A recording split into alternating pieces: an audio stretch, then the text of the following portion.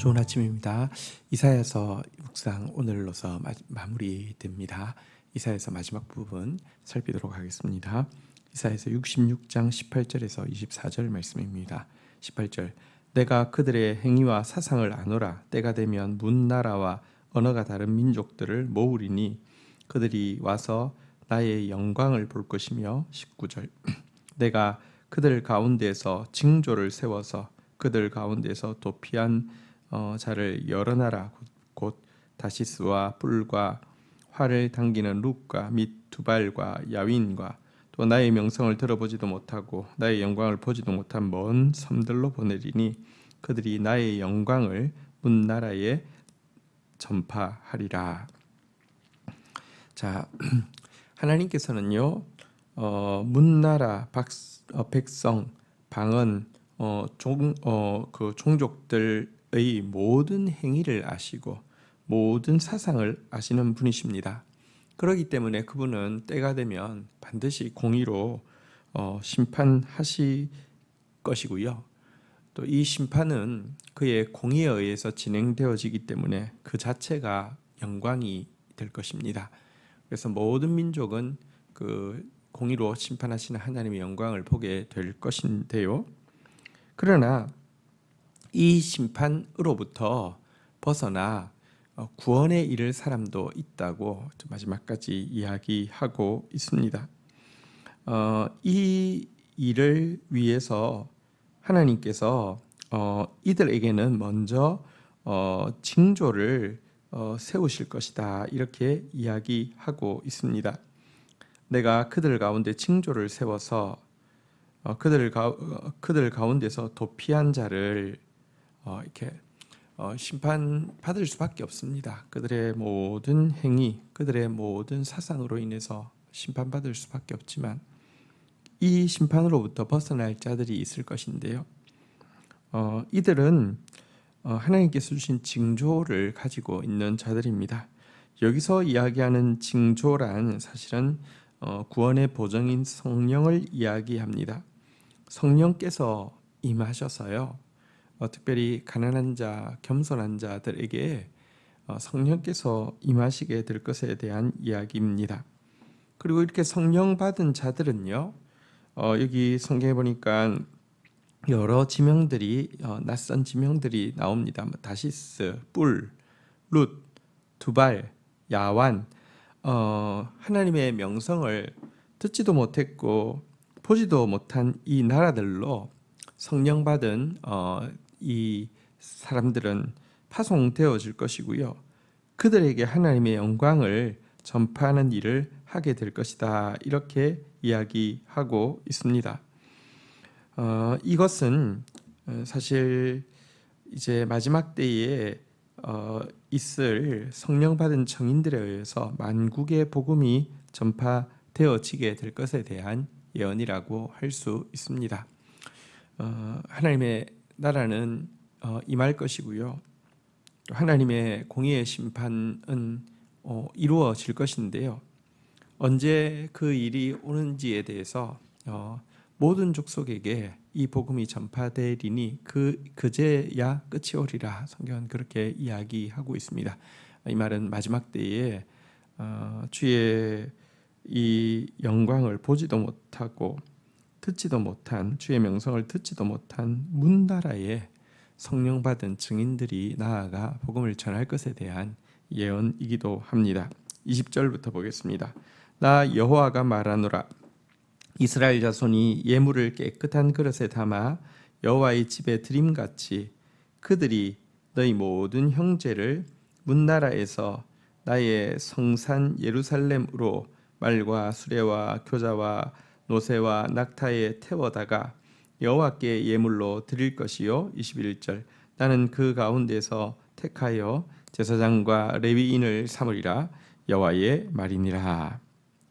자, 이제 구원받은 그 모든 사람들이 이제 예루살렘으로 오게 될 것에 대해서 이야기하고 있습니다. 이 성령 받은 증인들이 나아가서 구원의 역사를 이루고요. 이렇게 구원받은 사람들이 하나님 앞으로 돌아오게 될 것에 대한 내용입니다. 자, 이렇게 하나님 앞에 나오면 마치 깨끗한 그릇에 예물을 담아서 하나님 앞에 바치는 것처럼 이 구원받은 영혼들을 하나님께 올려드리게 될 것이다. 이렇게 이야기하고 있습니다. 사실 우리가 어제 본문에서도 보았지만 정말 이 넘치는 시내같이 영광을 줄 것이다 있는데요. 사실은 하나님의 영광은 구원받은 영혼이죠. 하나님은 구원받은 영혼으로 인해서 가장 기뻐하시고 가장 영광을 받으시죠. 열국으로부터 온 구원받은 영혼들이 하나님 앞에 깨끗한 그릇에 담긴 예물처럼 올려 드려지게 될 것이다 라고 이야기하고요. 또한 하나님은 이들 가운데에서도 택하사 제사장과 레위인을 삼을 것이다 라고 이야기하고 있습니다. 그러니까 이제 더 이상 민족 단위, 지파 단위의 개념은 사라지는 것이죠. 이스라엘 민족에게만 제사장 레위인이 있고 그 중에서도 레위 지파에만 제사장 레위인이 나오던 그런 것이 아니라 하나님을 예배하는 일을 위하여서 온 세계에서 구원받은 수많은 사람들 가운데서 하나님을 예배하는 레위인 또 제사장들 세우실 것이다. 이렇게 이야기하고 있습니다.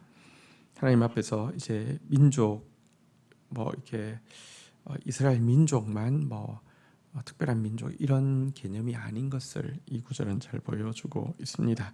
22절 보겠습니다. 내가 지을 새 하늘과 새 땅이 내 앞에 항상 있는 것 같이 너희 자손과 너희 이름이 항상 있으리라 여호와의 말이니라. 새 하늘과 새 땅이 영원한 것처럼 구원받은 이 백성들 또 그들의 이름이 항상 당신 앞에 있을 것이다. 이렇게 이야기하고 있습니다.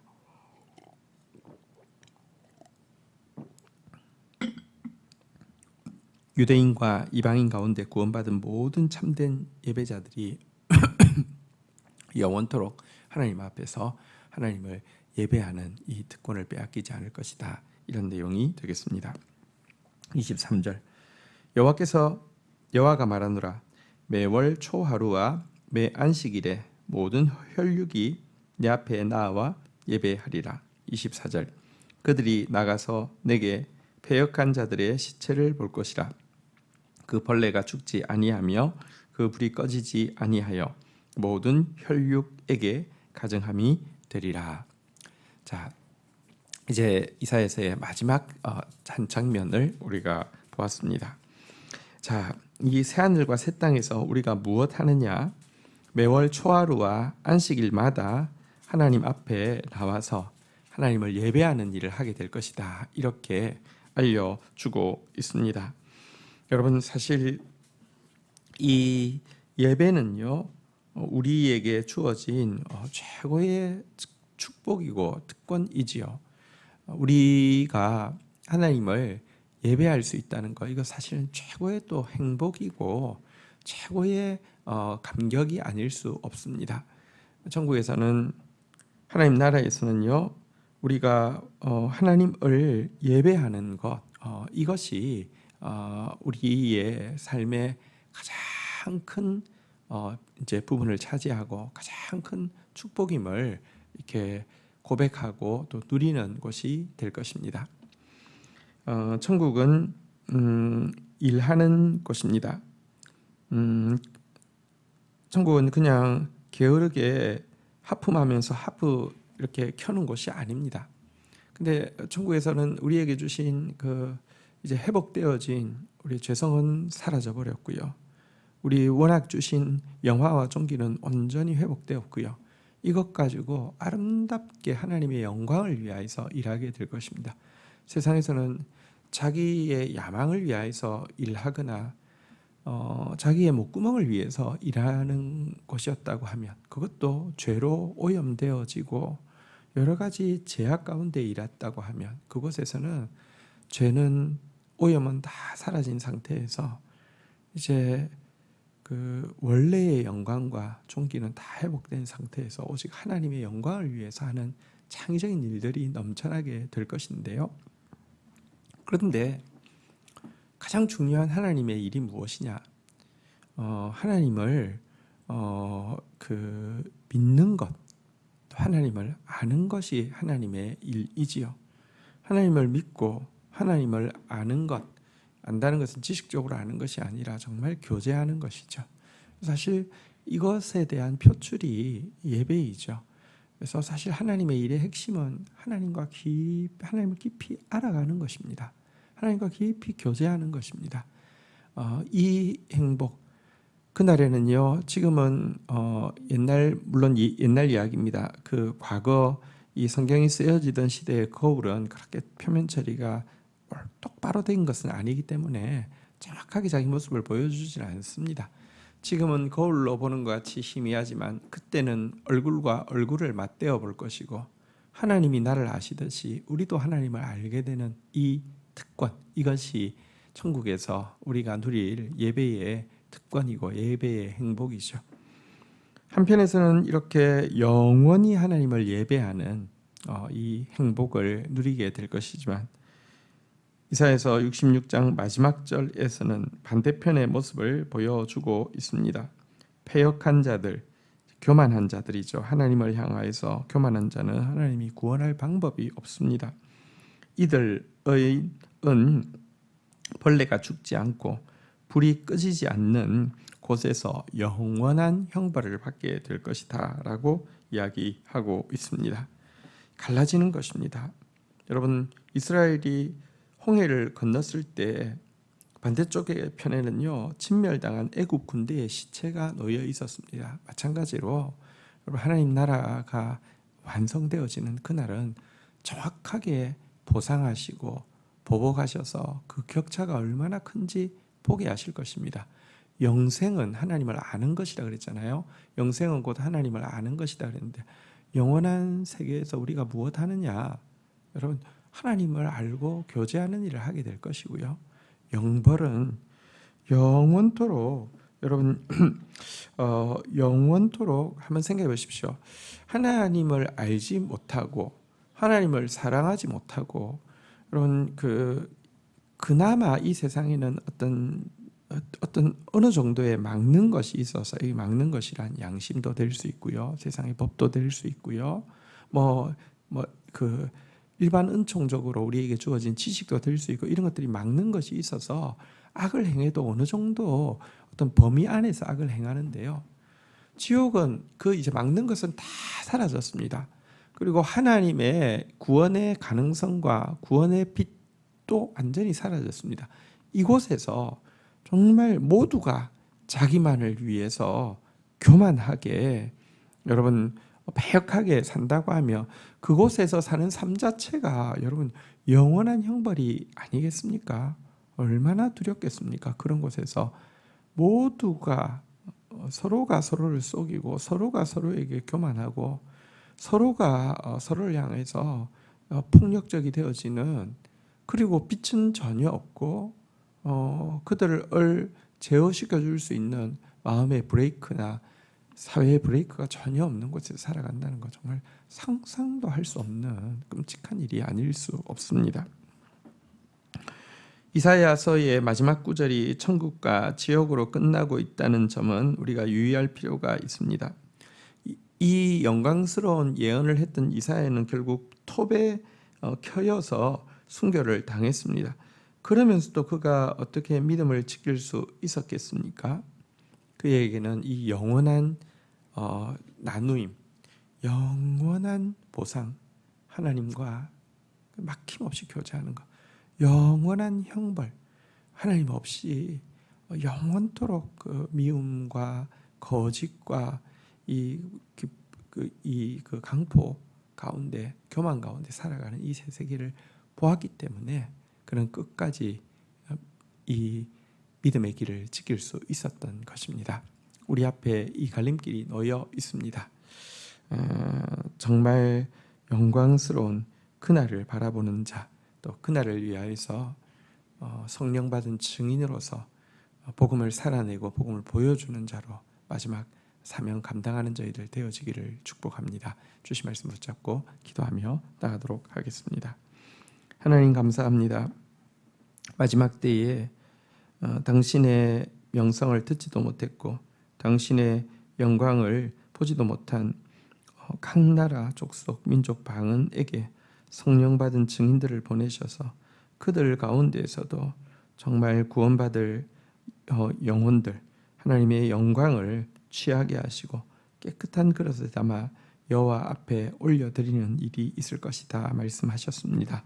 말과 수레와 교자와 노새와 낙타에 태워 하나님 앞으로 동서남북에서 영혼들이 나오게 될 것에 대해서 말씀하셨습니다.